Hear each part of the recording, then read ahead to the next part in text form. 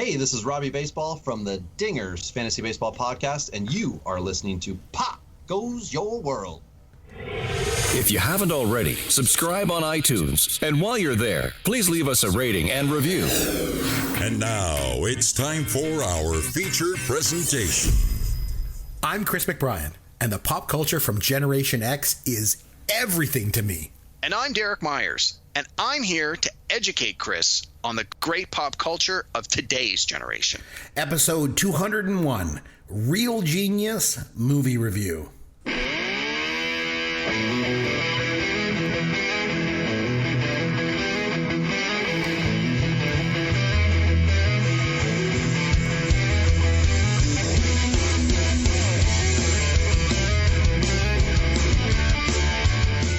Hey, Chris McBrien here along with Derek Myers, and this is Pop Goes Your World, the pop culture podcast for the generations.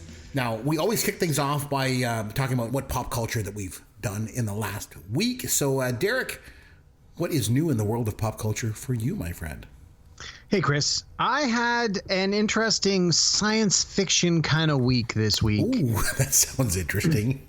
So, Do tell. I had a chance to watch some sci-fi TV shows, one new one, and binge watched one that I'm a season behind on. Nice. So we'll start with the new one.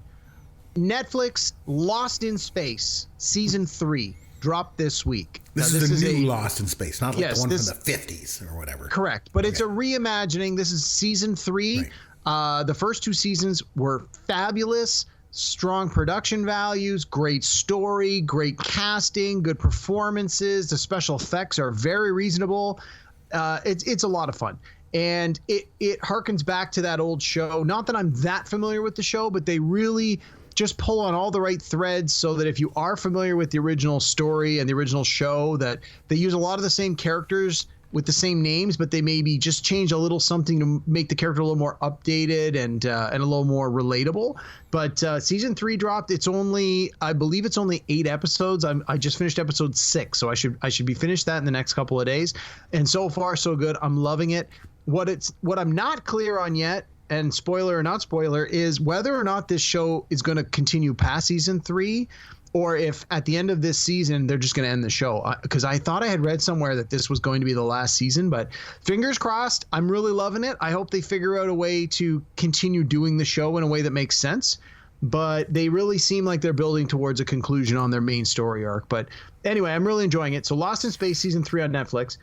The other one I watched was Star Trek Discovery season 3. So season 4 just started a couple of weeks ago, and I was a full season behind. So I binged it over the last week. I think it was 12 or 13 episodes in season 3. And I don't know why I didn't watch it when it came on last year, but for whatever reason, it just didn't get on my radar properly. And so I binged them last week, and I'm like, I loved them. I thought they were great. I thought it was a very strong season. I think binging it really helped because it was a continuous story that ran through all the episodes. Not like, like the original Star Trek and Star Trek Next Gen. It's like you have your once a week self-contained story, and they're mostly completely standalone tales. This is very much the episodic, like it's a buildup of one long story that carries through the 13 episodes. So it worked really well as a binge. So I really enjoyed it. It was really strong.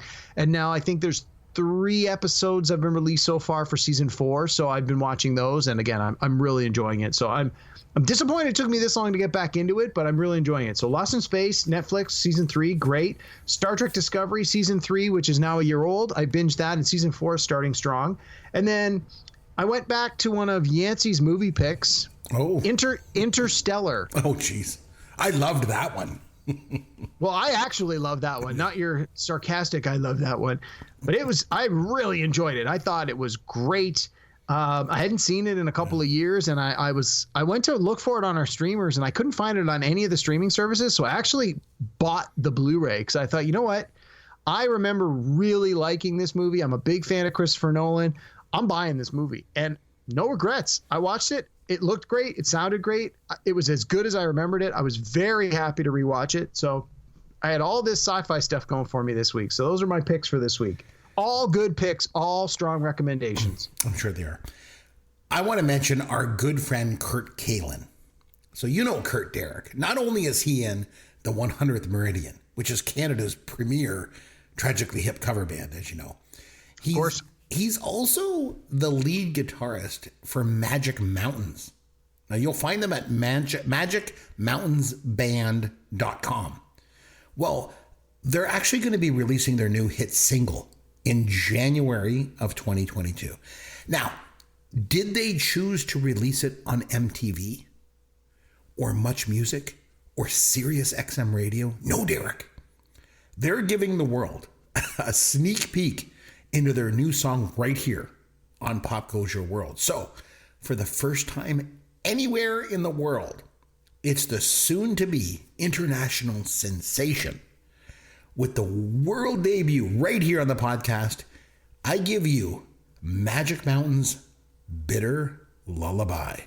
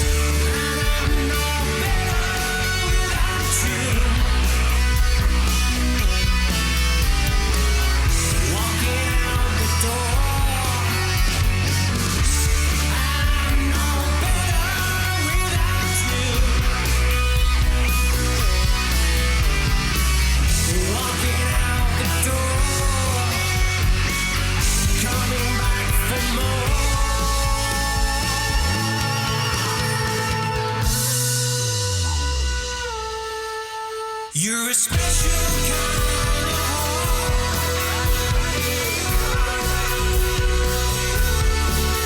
You're the poison, you're the cure.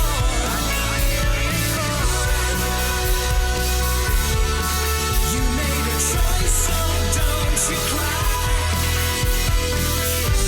I'll sing a bitter lullaby.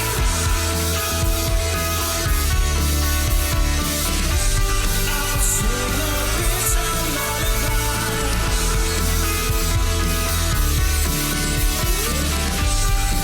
I'll sing a bitter lullaby. There it is, the debut. Derek, what do you think?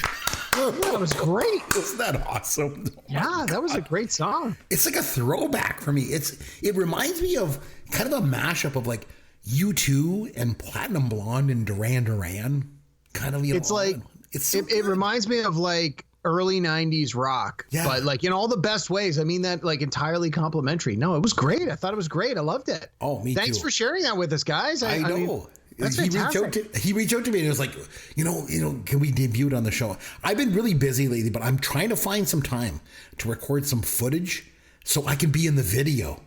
Nice. Wouldn't that be wear cool? wear your very sexy AC/DC tank top. That's the look you wanna put out into the world. Or my Meatballs T-shirt or something like that. Let's hope by appearing in the video I don't ruin it for them. So all right. Let's move on. Here we go. Here's your dad joke of the week.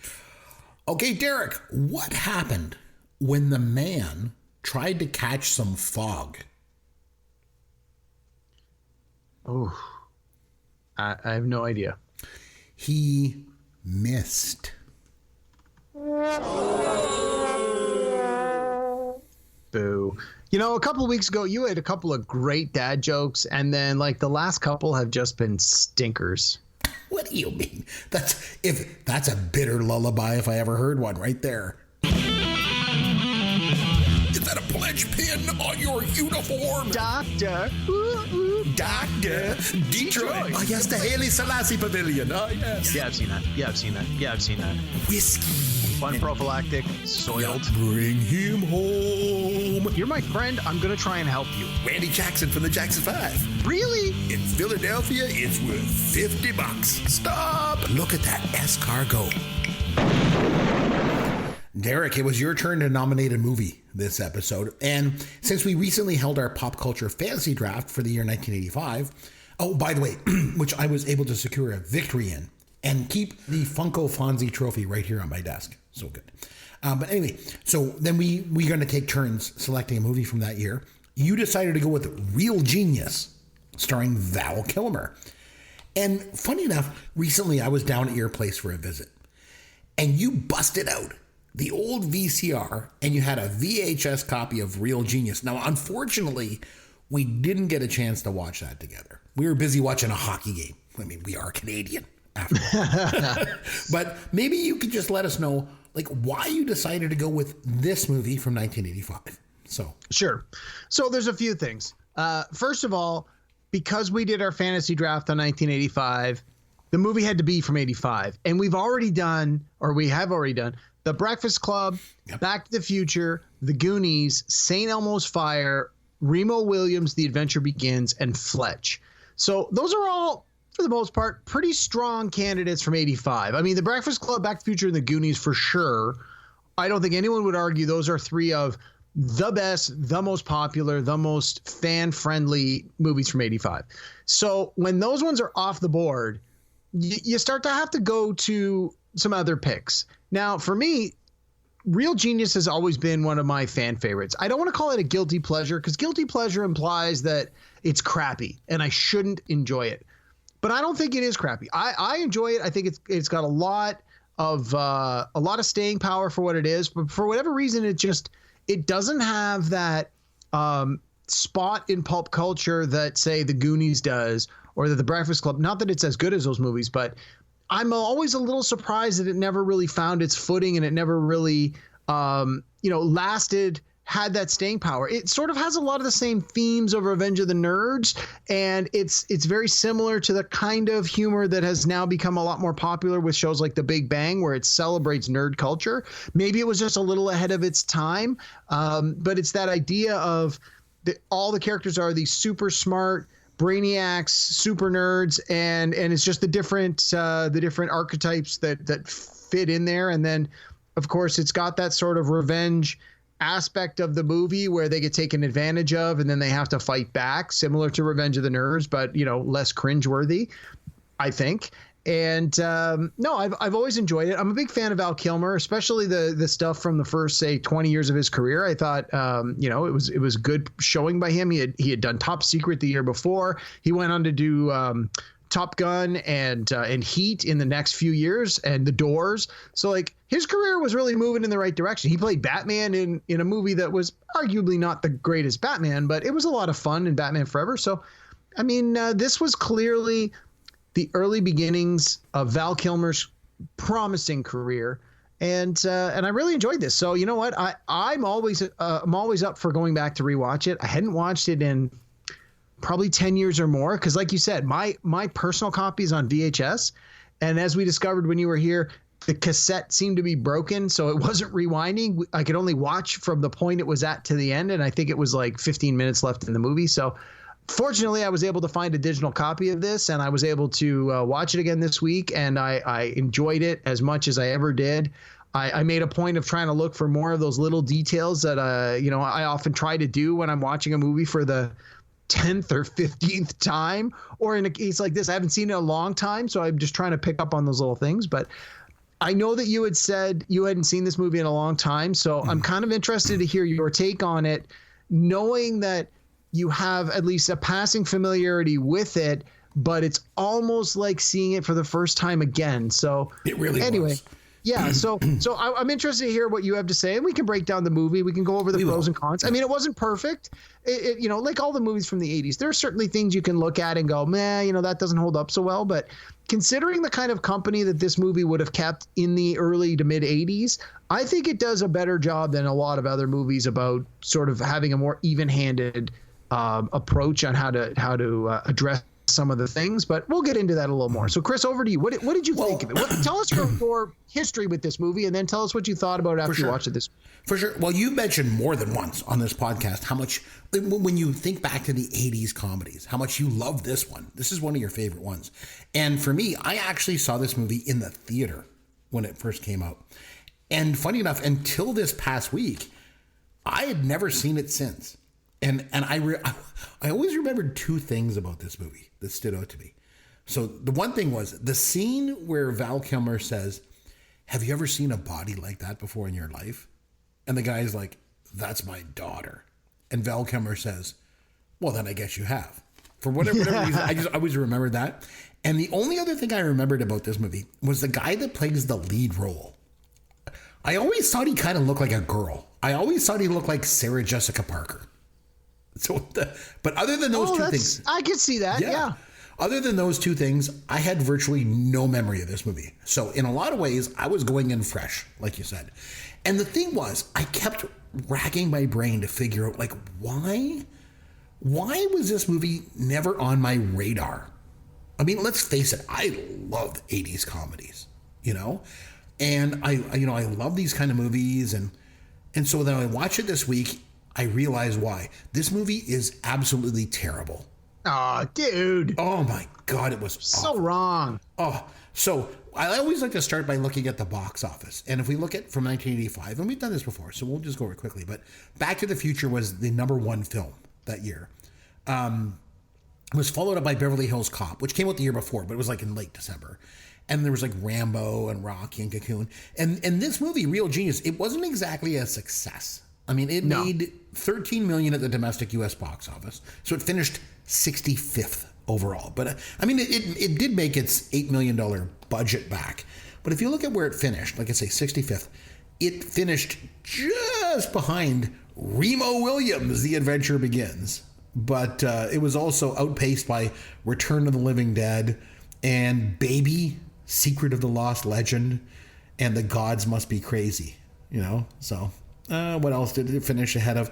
A bunch of movies you never heard of. So it was directed by Martha Coolidge, who also directed Valley Girl and Rambling Rose, and she did the TV movie introducing Dorothy Dandridge, which really helped. Oh, I didn't know that. Yeah, she helped. That really helped Halle Berry. Yeah, really kind of put her on the map as a serious actress, right?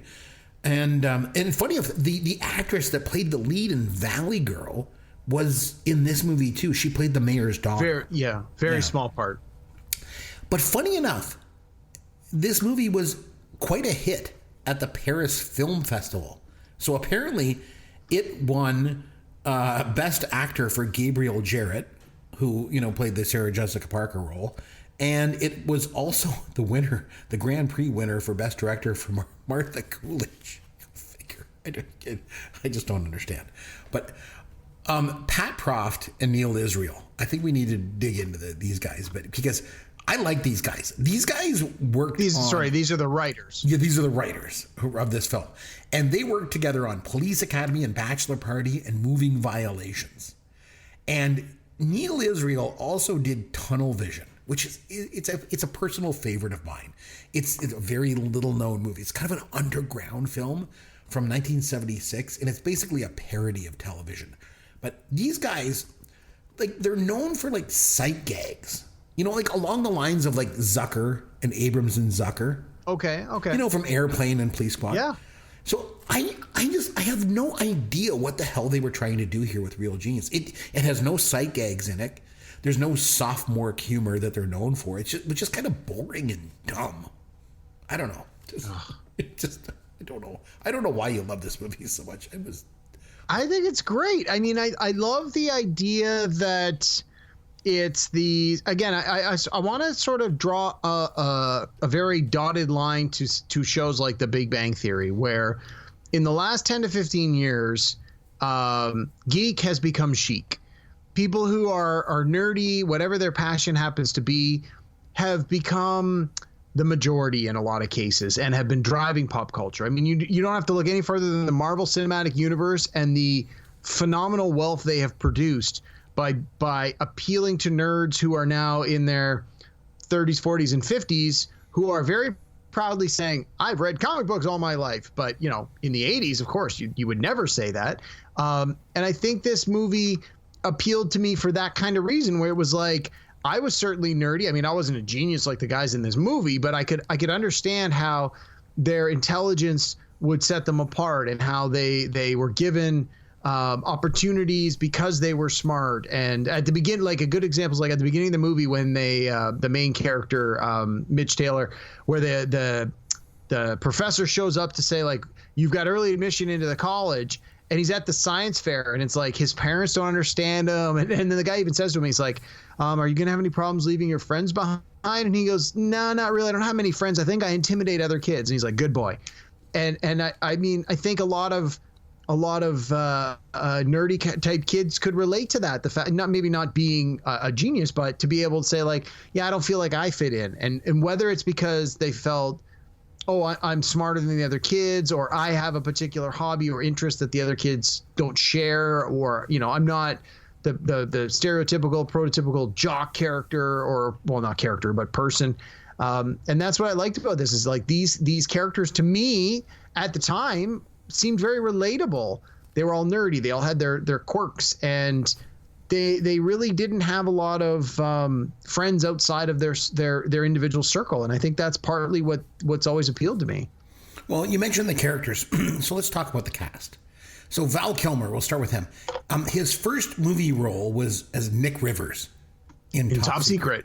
Pardon me. And it's got an excellent point, Chris. Top Secret! Oh, it was so good. And you could tell when you watched him in Top Secret that he obviously came from like a musical theater background. The way he's dancing around the set and singing and stuff. And I remember at the time, he was dating Cher, of all things. Really? And yeah, when he got the role in Top Secret, and she was dead set against him doing that. She was like, don't do this movie. This is a stupid, stupid movie. And funny enough, that movie was much more along the lines of what I would expect from, you know, Neal Israel and Pat Proft than this, because it was more sight gags and was like kind of that Abrams Zucker, the Zaz kind of humor. Yeah. And, yeah, sure. And not only that, Top Secret has one of the funniest scenes for me in any movie in the history. Remember when the two guys dress up as the cow? The cow with the rubber boots? And the baby cow comes to drink the milk from the udders. And then the bull tries to mate the cow. The scene when the baby cow though is taking the milk, and the guy's like, why are you always in such a bloody rush, man? It's not, this whole thing's so funny. But anyway, Val Kilmer did a lot of work, like you mentioned, in the 80s and 90s, but then he kind of disappeared. He just kind of fell off the face of the earth. But the thing for me with this movie, I felt he was totally miscast in this movie. Now, this is a tough role to pull off. This is a tough role, because if you're going to be like a super smart genius and also be a slacker and a smart aleck, that's hard. But he just doesn't do it. Like to me, I'm watching it. It just comes off as phony. It's fake. He doesn't come off as a genius. He doesn't even come off as a real partier. So it's so bad. I mean, I don't know how he ever got a career in Hollywood after this film. It's beyond me. So when I'm watching this, I was thinking, okay, knowing this came out in '86, I was thinking this is what Ryan Reynolds perfected. This, like, I'm watching Real Genius and I'm watching the character of Chris Knight and I'm thinking this would be the perfect vehicle for Ryan Reynolds if the movie was 10 years later or 15 years later. For exactly the reasons you said. It's like he's supposed to come off as a genius, but he's supposed to come off as a slacker, but he's supposed to be a smartass, but he's supposed to be arrogant, but he's supposed to be lovable, but he's supposed to still be attractive. And it's like, that's all the things Ryan Reynolds has found his niche on and has just built a career around. And I think you're right. I don't necessarily. I'm glad you mentioned Ryan Reynolds. That's good. But Ryan Reynolds did Van Wilder, and he didn't pull that off either. I don't think. I agree. That's a tough role to pull off. It is, that's but hard. I think I don't think that's something you just unless you're extremely gifted. I don't think that's something you pull off accurately or correctly the first time through. I think that's a thing that needs to be worked on, and I think now that's what we get from Ryan Reynolds, and that's sort of his brand. And I agree. I think Val Kilmer in the role they have him playing is maybe not perfectly cast, but I think he does an adequate job of it. Again, nobody in this movie thought they were going to win an Oscar. And I don't think any of them were taking it seriously to that level. Not like you see with Val Kilmer a few years later when he does something like The Doors, where he probably was trying to win an Oscar. And if I remember correctly, I think he even got nominated, or he was at least in the discussions for a nomination. But this is not an Oscar-worthy performance. This is a straight-up teen comedy.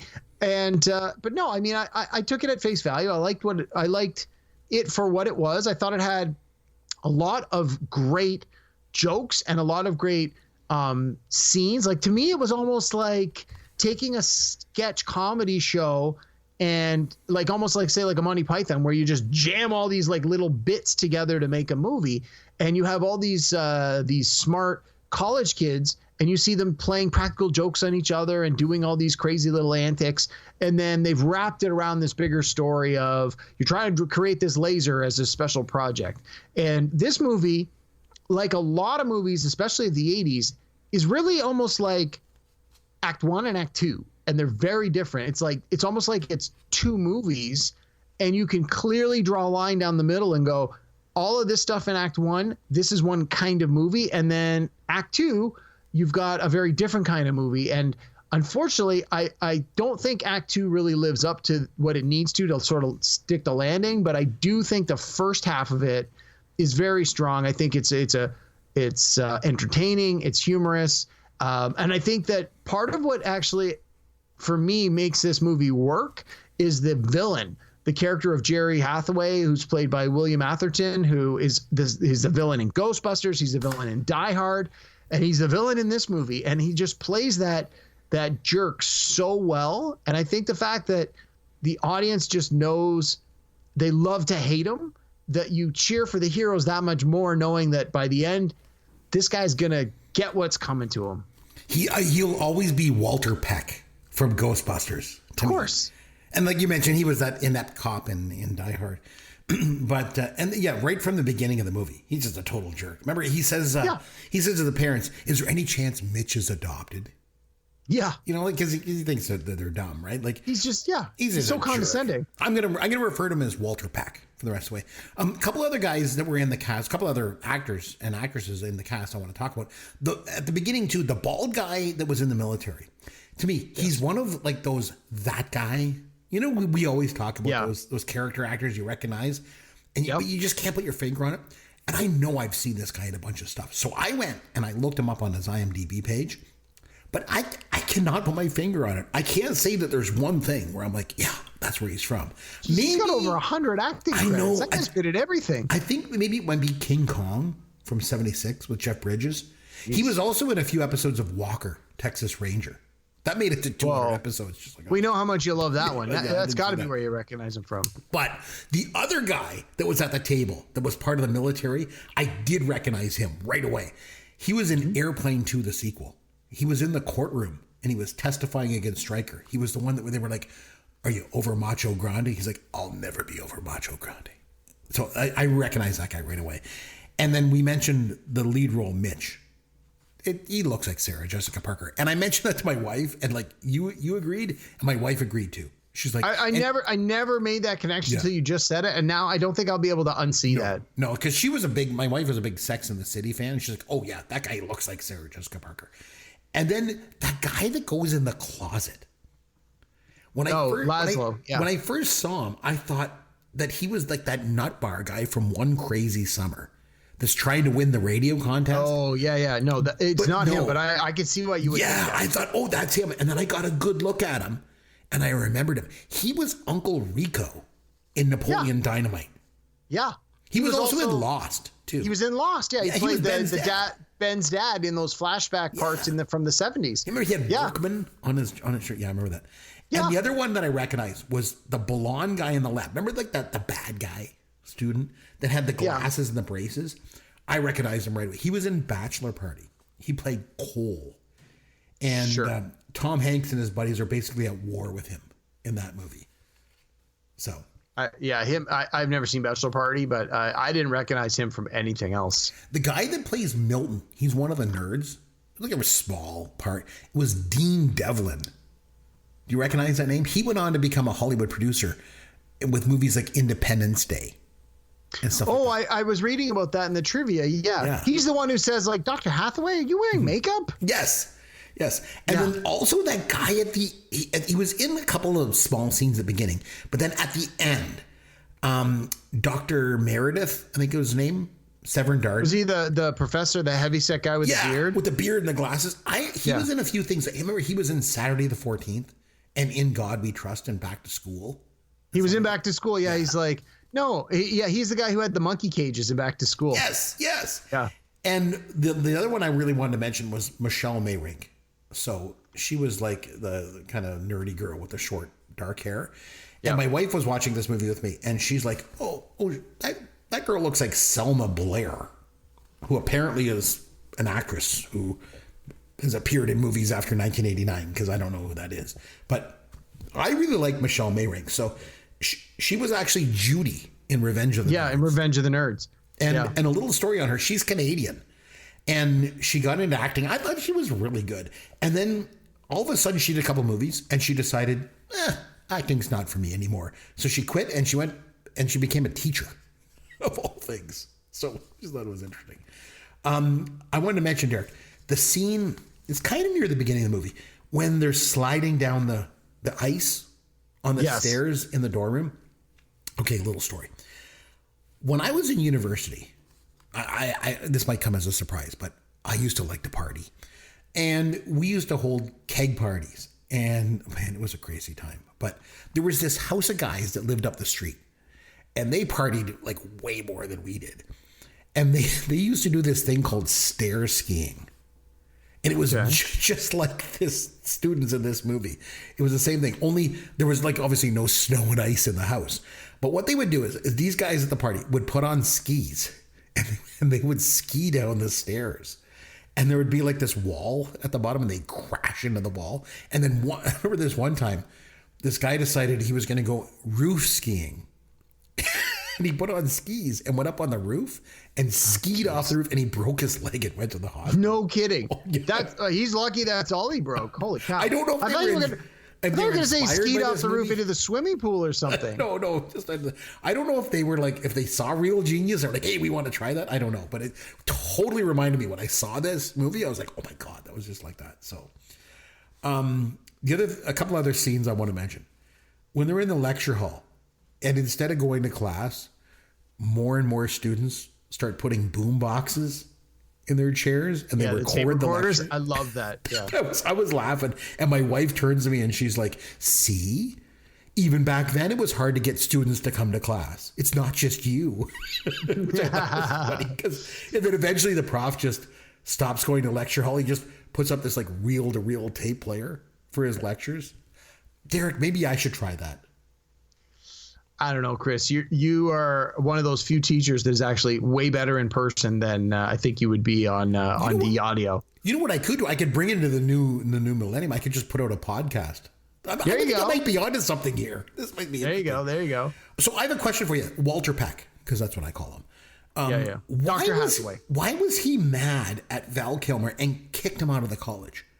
I think even Sarah Jessica Parker asked him that and didn't really get an answer. Like, why did he get kicked out? Was it because he didn't build the laser fast enough or something? Like that, Yeah. That whole part confused me. Yeah. He's trying to motivate him. He needed him to build that laser because they had alluded to the fact earlier in the movie that Hathaway had been taking money from the government for this project, and basically instead of like he had been taking it as a fee to build this laser, and then he had his students working on it for free, and he was just pocketing all the money because the military guy drives him to his house one time and he says tax evasion is a felony, and he's talking about like they do an audit if the program doesn't yield results. So it seems pretty clear that Hathaway was embezzling money, or at least taking money for work he wasn't doing, and probably a ridiculous amount of money. And so when his expectation was he'd have all this time and the students would build him this laser and he'd be able to pass it off as his own. And when they weren't able to do that, he's like, he knew he was potentially going to be in a lot of trouble. So he's like, well, I need to motivate him in any way I can. And it's clear that Val Kilmer's character is, more than likely the one who's going to have this aha moment and figure it out. So he's like, fine, then you didn't deliver what I told you I needed. I'm not going to give you what you didn't give me what I want. I'm not giving you what you want. You're not graduating. So. At one point in the lab scene, I noticed Val Kilmer was wearing a Monkees t-shirt. Yeah. I totally want one of those. By the way, if my wife is ever fishing around looking for a Christmas gift idea, Monkees t-shirt. The other thing I noticed that was interesting was they had and we noticed this when we watch these old 80s movies, the technology and like how there's computers or there's a lack of computers, but the computers all had like that green text on them. I was like, oh geez, that's so 80s. So one thing that jumped out to me as being very 80s in this film was the scene between Sarah Jessica Parker and Patty D'Arbanville. So first of all, I should mention, I recognize Patty D'Arbanville. So she was in Modern Problems with Chevy Chase. It was this like totally awful movie, but I've heard of it, but I've never seen it. It's not very good. But she only ever did crappy movies apparently. So anyway, there's a scene with her and Sarah Jessica Parker's doppelganger. Man, oh man, I tell you, just another disturbing 80s movie scene. So you and I recently did an episode here on the podcast on movies that we saw way too young.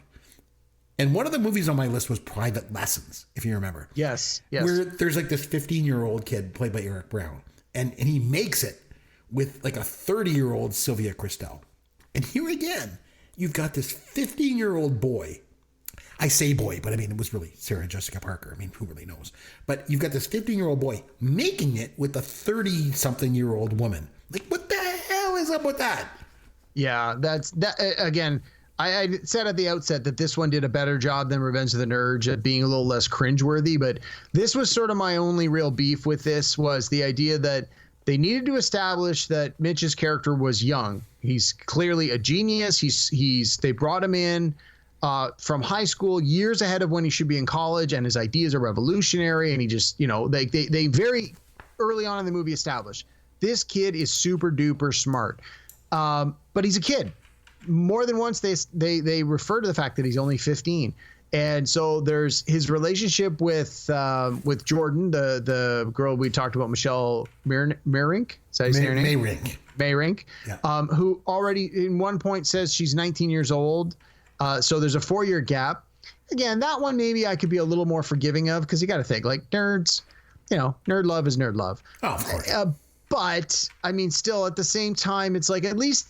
It's like they're supposed to be peers, so that I can be a little more forgiving of. It's still not 100% cool, and if the genders were reversed, it would absolutely not be cool. But yeah, when Patty D'Arbanville's character Sherry comes in and she's like, "Oh, I've been waiting X number of years for you to be old enough," and it's like, you think 15 is old enough? You've waited this long. What's a couple more years? Like, let them be legal already. I'll tell you what, I was a 15-year-old boy in the 80s. I didn't go around making it with Sylvia Christel or Patty D'Arbanville, that's for sure. Maybe if I looked like Sarah Jessica Parker, maybe that would have changed. I don't know. You had to be a genius too, Chris. Yeah, that's true. I was, yeah, whatever. So another thing, they drug Kent. And Yeah. They implant the chip in his braces or whatever that allows them to talk to him. And he thinks it's Jesus. That to me was one of the best ideas in this movie. They should have milked that for way more. Like and the thing was, it was the same thing in Bachelor Party. So this actor that played Kent, his name was Robert Prescott. And like I say, he was in Bachelor Party. And the same thing happened. He was like the bad guy, and like the good guys totally like make him pay for being a jerk. And in Bachelor Party, they hang him out of a window naked, you know. But one question I have, so in Real Genius, when they talk to him through the radio in his braces, yes, and he's in his dorm room, I noticed, what was up with all those black hand marks? Yeah, that were on the walls of his room. I was like, what the hell is going on with that? Yeah, one of the things that I really tried to pay closer attention to, again, because I've seen this movie a lot, I always look for new details, is in the dorm, in the public spaces, like the hallway and the kitchen and stuff, there's a lot of, we'll call it graffiti for lack of a better term, or art. And it's there's a lot of quotes, there's a lot of interesting imagery. At one point you see a guy paints a giant 7 of clubs playing card, like as big as a dorm room door on the one wall, which you see a few times. Like there's a lot of just weirdness. And I guess it's the idea that if you're a genius, you need a creative outlet sometimes. So that's the only thing I could think of, was it's that extension of, we've already seen this in the public space where everybody can contribute their little piece. Yet in his own room, this is how he's chosen to express himself. But it just seemed kind of weird. And like, they never addressed it, but at the same time, it was in enough of the scenes that it was distracting without, like, it was distracting, and without an explanation of what it was or why it was there, it made it that much more distracting. So I agree with you on that. I have another question. The scene where they get into the Air Force Base, remember? And then they're like, they break in and they're like sending the secret codes out to Uncle Rico. Yes. And then for some reason, that's why I was confused. Uncle Rico is like, uh-oh. And the other guy with him is like, what? What is it? And then Uncle Rico's like, nothing. And I was like, what the hell just happened there? Yeah. I was confused. I was like, what was that all about? Like, I don't know. I felt like it was edited weird, or I missed something. I don't know. No, I think it was just supposed to be that a reminder to the audience that as smart as these guys are, they can still run into problems. But I'm like, it just seemed kind of silly to me. It's like he presented a problem and they went, oh, no, it's not a problem at all. It wasn't even like there's a problem and I've solved it, as much as there's a glitch. Don't worry, the glitch is gone. It's like, well, is that going to pay off in 10 minutes? Is that going to affect something else? So, yeah, it seemed unnecessary. You could have easily cut that little part out, or you needed to maybe build on it a little. And maybe there was a deleted scene. Who knows? Yeah. But no, I think you're right. I think you're right on that. That struck me as weird. So you obviously love this movie, and you're also a big music guy. So let's talk about the soundtrack a little bit. I love the soundtrack for this movie. It was okay. There was the one song that jumped out to me because they played it more than once was "Summertime Girls" by Y&T. I always remember that. Like, it's like, I always really liked that as an 80s kind of song. Y&T didn't do anything else. They just had that one song, but I really liked it. Bryan Adams was in there. And then, of course, the song at the end in the credits was Tears for Fears. Everybody Wants to Rule the World, which is one of your songs from our... was my personal pick from our draft. Yeah, partly because it was in this movie. That was part of the reason that it was my personal pick. There was also a couple other songs. So I'm a big 80s music guy, and I love like that 80s keyboard synth new wave pop sound. And there was a couple of songs in this that weren't big hits, but were very reminiscent of that sound. There's one that was called I'm Falling by the Comsat Angels. Again, one hit wonder, if you could even call them one hit. It was more, they were more of like a club, a band that had play in the clubs. Is that when they were like they were studying for the tests and everything? Yeah, okay. Yeah, and then there's another one that was called Number One by Chaz Jankel.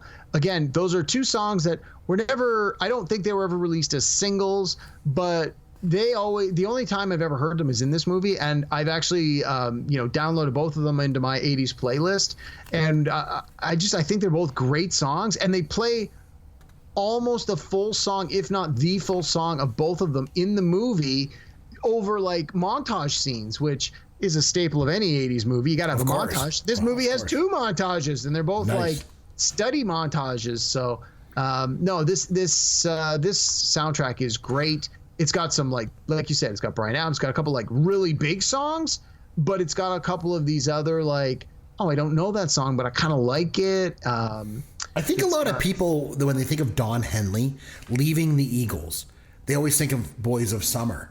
But all she wants to do is dance. Was like that techno kind of like keyboard heavy, and it makes an appearance when they're in that like the party, that tanning invitational party, whatever it was. Yeah. And so that was playing. So that was that kind of stood out to me. And then the last thing I want to talk about is the scene at the end of the movie when they point the laser at the house. And they make all the popcorn. When that happened, actually, I remembered. Like I said, I saw this movie in the movie theater, and I remembered that scene for whatever reason. So it kind of came back to me in the moment. I was like, oh, I remember that with all the popcorn coming out. But that being said, there just wasn't a whole lot to remember for this movie. Like, man, oh man, it was so bad. Like, here's the thing: is it supposed to be a comedy? Is it supposed to be a drama? Is it supposed to be like a military action movie? I don't know. Sorry, man. I think it's supposed to be, Revenge of the Nerds a few years earlier that was a big success. But it's a straight out comedy. Like it is a straight out comedy. Is a comedy, like joke after joke after joke. Yeah. There's lots going on. This movie was just a mess. Yeah. Well, I think this one was supposed to be along those lines, but a little more serious. And from what I was reading from like the behind the scenes and the trivia was, a lot of the stuff that was in this movie was inspired by actual events that took place on a couple of different campuses around the U.S. Like the writers basically reached out to some people that were affiliated with the colleges, whether it be students or whether it be professors, to get these stories. Like, hey, when you've got these schools where these kids that are like ridiculously intelligent come together, how do they react and how do they behave in a way that the general public is not familiar with.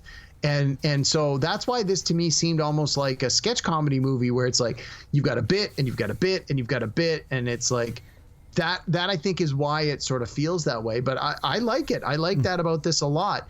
Again, this movie wasn't going to win any Oscars, and I enjoy it a lot. It's one of my like sort of, again, I'll call it a guilty pleasure, but I don't think I have any reason to feel guilty. I'd probably give it, a 7 out of 10, maybe a tad below, like between a 6.5 and a 7 out of 10, but I'd probably give it a 7 out of 10. I like it. If it came on TV, tomorrow, I would probably well, maybe not tomorrow because I just watched it, but a month from now, this comes on TV. I'm probably going to watch it. I may not sit through the whole thing, but especially if I know, there's a couple of scenes coming up.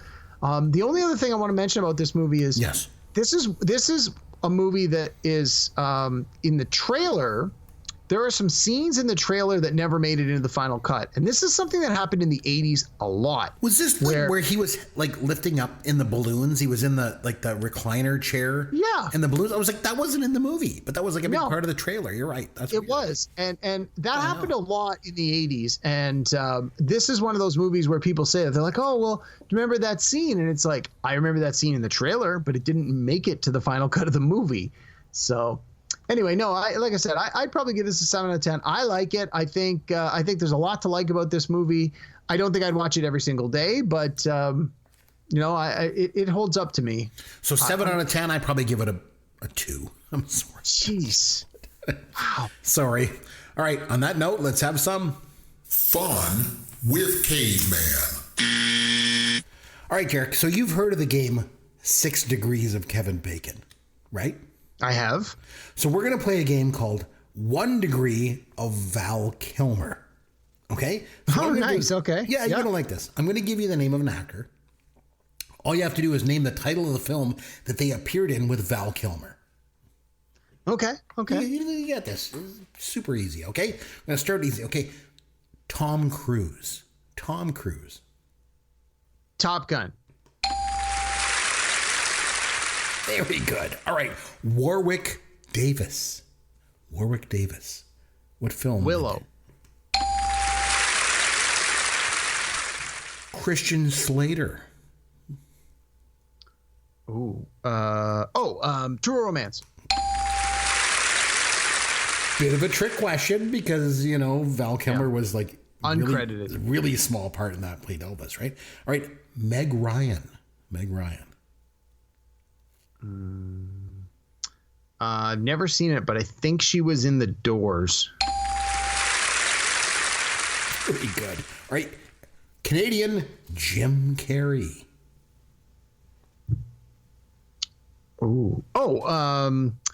That was the Batman one. It was Batman Forever. Well done. All right. Kurt Russell. We mentioned Kurt Russell a couple of times on this podcast. What movie did he appear in with Val Kilmer? Val Kilmer. Oh, that was the cowboy one. The shooter at the OK Corral. That was Tombstone. It was Tombstone. Well done. All right. Marlon Brando. What movie did Marlon Brando do with Val Kilmer? The Island of Dr. Moreau.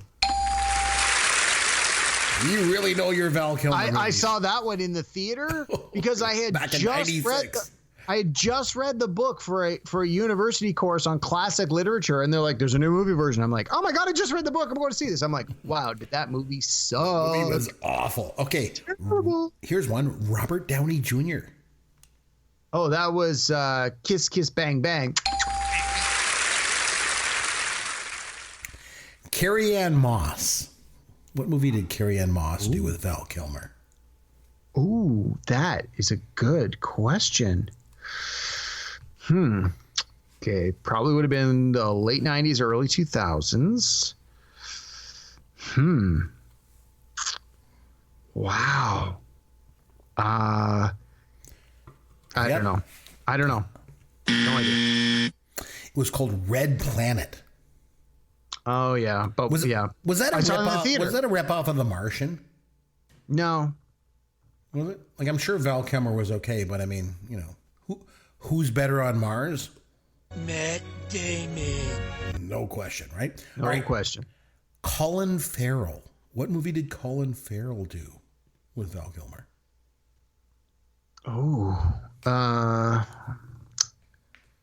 I know I'm going to regret this, but I tell you I don't know, but she's... I don't know. It was 2004's Alexander. Wow. I did not know that Val Kilmer was in that. Hey, I actually saw that in the theater, too. Talk about a stinker. Very forgettable. Talk about forgettable. Okay, last one. Omar Sharif. I'll give you a hint. It wasn't Dr. Zhivago. Val Kilmer was only 6 when that movie came out. Oh, was it Top Secret? Very good. Remember Omar Sharif? He was crushed in the car, right? Yes. And the windshield wiper goes across his face. Yeah. That's right. Very good. All right. So you did really well. You really know Val Kilmer movies. But that being said, I don't know. I just think you totally underrepresented 1985 with this pick. So I feel the need to redeem myself, you know, for the sake of 1985 in general. I initially wanted to lean towards Spies Like Us, but I know you don't like that movie. Not a big fan of it. But that makes for good radio, so if you want to do it, and I have the DVD, so no problem finding a copy. I was thinking about Teen Wolf as well. Like, I really like Teen Wolf, but it's a small little movie, and I don't know. I mean, Susan Ursity was in it. She was great. Oh, man, I really struggle with this one. I'm going back and forth between these. I think I'm gonna count. It's coming down to 2. One's a comedy and one's not a comedy. I think I'm gonna go, since this was supposed to be a comedy, wasn't it? Real Genius. It was. Yeah. I laughed. So I'm gonna go a different way. I'm gonna go away from a comedy. I want to do a comedy, but instead I think I'm gonna go with one of the best films of that year in 1985, and that's Fright Night. The original. Okay. I know you don't like horror movies. You hate horror movies. But this to me is a bit less of a horror movie. It's more of a send up, really. And I think it's really, really strong. I saw it in the movie theater when it came out in 85. I've seen it since. It's been years since I've seen it. But I'm really looking forward to go back. The comedy that I was thinking about watching was John Candy's Summer Rental.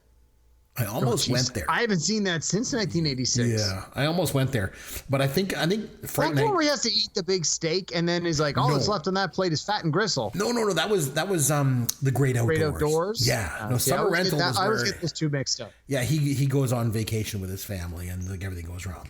But Fright Night is the way I want to go. It's not really a horror. It's kind of a horror, but not really. It's just a good movie, I think. And so I think it'll be interesting because they did remake it a number of years ago with Colin Farrell, who we just mentioned a couple of questions and ago. David Tennant and Anton Yelchin. No, stupid to remake it. Yeah. The original the remake was just okay. Yeah. So the original was just okay. But I'll rewatch it. Yeah. It's been a while. I don't know. If you go back and watch it, I think you might like it a little bit better than you think. But we'll have to see. It'll make, like you said, if you don't like it, it makes for good radio. So there's that. Indeed. Okay, so watch Fright Night from 1985, and then we'll come back next show, and then we'll do that. And then we're going to take a little bit of a break over the holidays because we got Christmas coming up. So we're going to take some time off, and then we'll come back in the new year, and we'll go from there. But on our next episode, we will look at Fright Night. And until next episode, my name is Chris McBrien. That is Derek Myers. And this is Pop Goes Your World, the pop culture podcast for the generations.